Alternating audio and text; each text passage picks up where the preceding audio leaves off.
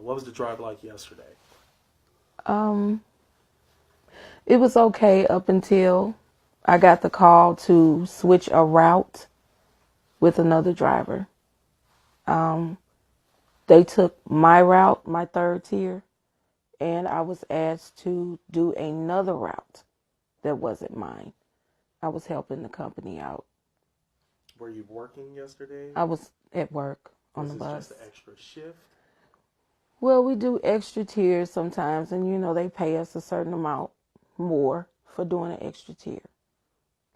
So it's just like extra time, you So a know. little extra time yesterday, you got hmm something you never thought about.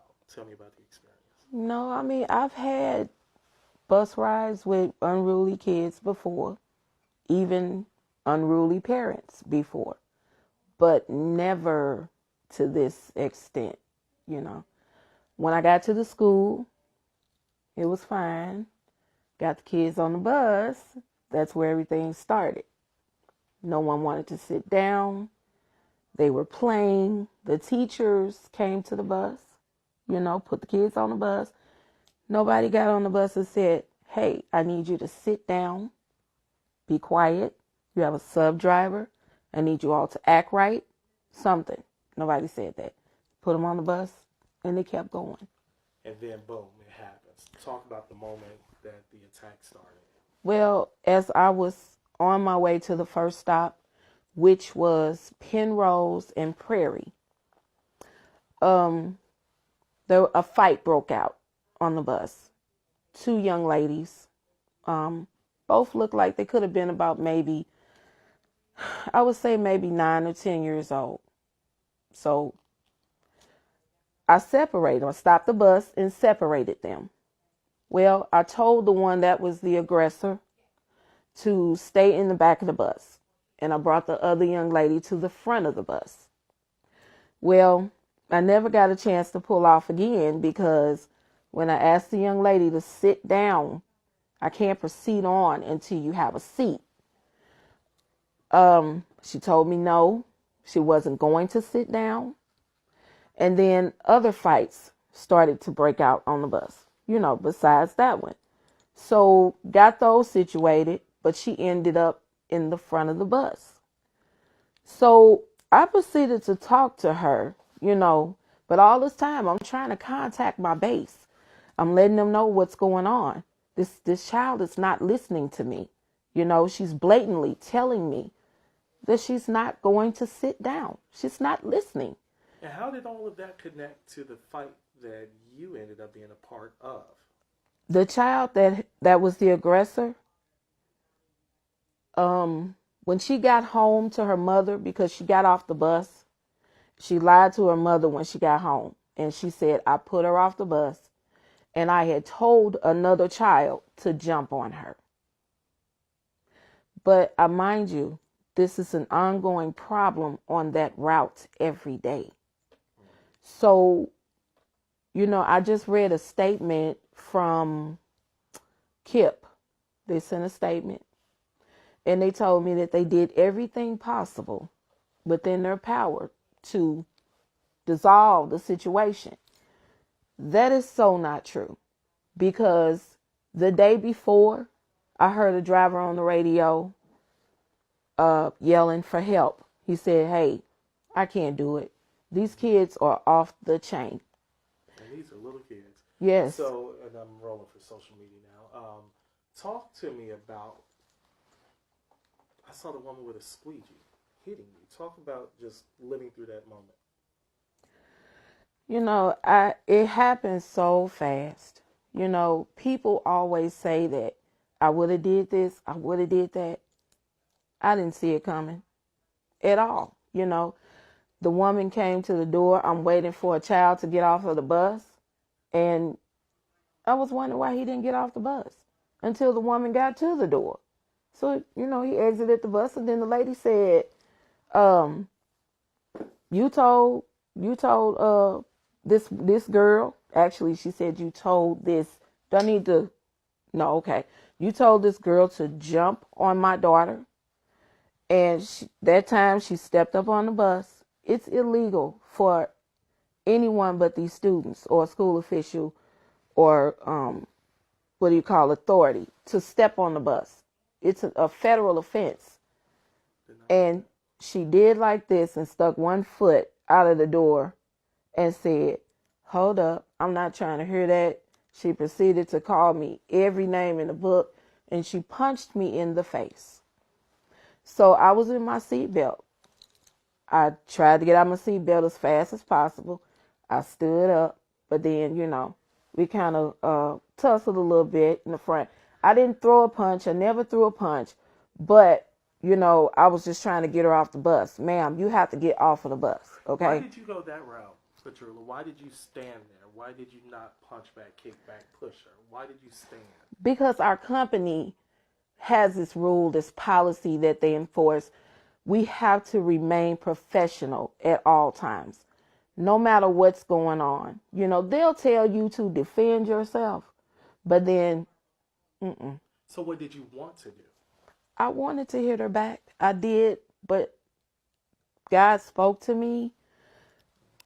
At that point, when she started to grab my dress and yank me off of the bus, and the other girl yanked me off of the bus, I just knew that once they got me off the bus, it was over. You know what I'm saying? So when she finally got me off of the bus and I hit the ground, I heard God say, "Just stay still. Just stand still. Just let them do whatever they're going to do. I got you." I couldn't move. It was like I was just fixed. My eyes were just fixed in one place. I didn't see what was going on. But to me, that was God saying, keep your eyes on me. You know what I'm saying? You step out of God's will and you do what you want to do in your strength, things get worse. You know what I'm saying? So I had to stay within God's will. See, in my weakness, his strength, you know what I'm saying? In my weakness, his strength was made perfect in me. You have the ability to discern, right? Yeah. I forget the scripture I want to quote, but God tells us to stand still. Stand still and know that I am God. Right. Is it Corinthians, I think, or somewhere in there? But the whole thing is, you did that. You got off that bus. I saw your testimony. You talked about God talking to you. Tell me what that felt like, and I don't mean the physical part, but talk about mentally. When I tell you, as they were hitting me, I didn't feel it. I didn't feel it. I didn't feel a thing. It was like I was just numb all over. I didn't feel a thing. I didn't feel anything until everything was over with, But that was the peace and the protection around me, You say, yeah, you got beat up. You got drugged. You got kicked. But you are still alive. I told you I would keep you. He's your hedge of protection. That's right. That's right. So talk about the embarrassment. I saw your post. I mean, it wasn't just one person hitting you. I know. Beating you. You had kids around you. They're looking for 2 suspects, but do you think there are more than 2 suspects? Should all of them? They were actually 3, 3 older girls and 1 younger girl, which was the daughter. And then the guy that had the camera, the phone recording it, he said, pull her off the bus and beat her when she get off the bus. So, but that was something I didn't hear. I didn't hear that until I looked at the video. Okay. There was a lot going on around me, and a lot of stuff I did not pay attention to. I couldn't even remember, but looking at the video, I get a little bit more clarity on it, Do you get a little more anger now because people were recording the video rather than 911? This woman needs help. You've been doing this 22 years plus. Mm-hmm. What do you say to the fact that people had their phones out there mocking this situation? You could have been killed. They were just, ha, ha, ha, pull her off, pull her off. Let me tell you something. Jesus on the cross, before he got to the cross, he was beaten unrecognitionably, and I felt at that time, and the way I see it now is that if Jesus can walk, if he can walk through all that, then I can too. Who am I, but I'm strong in him. But when I try to do things my way, it doesn't work. So I had to do things. I had to obey my father when he told me what to do, because that saved my life. Right. And talk about the injuries. I mean, I see Well, the woman with the squeeze. Talk about the injuries. Tell me what you are dealing with now.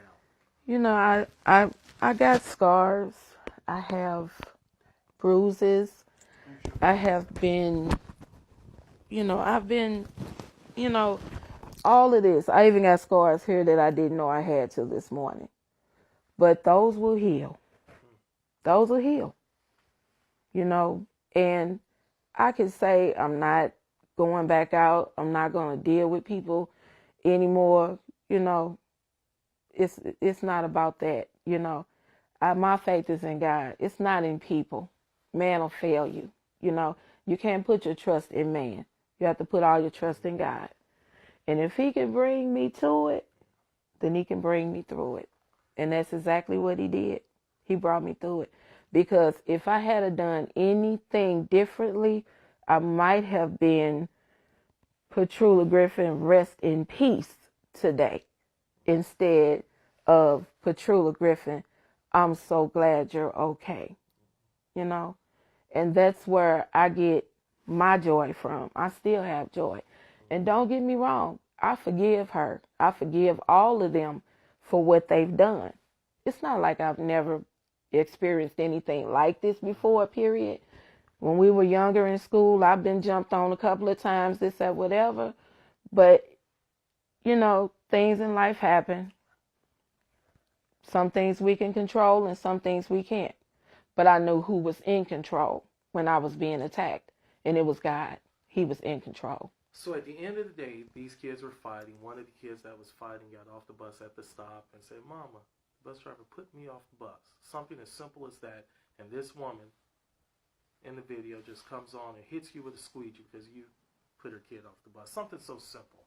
Well, what do you think needs to happen to them? I mean, I know faith is important and God has the say in the end, but, this is flesh. Does justice need to kick in? Does the police department? Well, in the flesh, yes. Justice needs to be served in this, because had it not been me, it would have been someone else.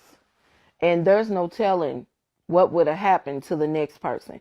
Because by me being saved and in Christ, you know what I'm saying? I had the ability to restrain myself, and think while I was being attacked. I thought God put the notion for me to think, listen, while I was being attacked. Okay. Now someone else, it may have been a different story. They may have retaliated, and then they may have gotten killed, And I'm glad that the children were safe on the bus. They were afraid. They were so afraid. I thought they closed the door, but they didn't. It was me that actually closed the door, but as they were trying to get on the bus and keep the door open, it was already being in closed mode. So when they pulled me off of the bus, it automatically closed and shut, so nobody could get on the bus. Now, did you look at the video? I saw it. Yeah. When did you look at that video? I looked at it last night. I watched it this morning, and don't get me wrong, it hurts. It's embarrassing, how people would just degrade someone the way that they do, but, like I said, if it hadn't have been me, it would have been somebody else. And I do truly forgive them for what they've done. They're young. A lot of these children are raising themselves.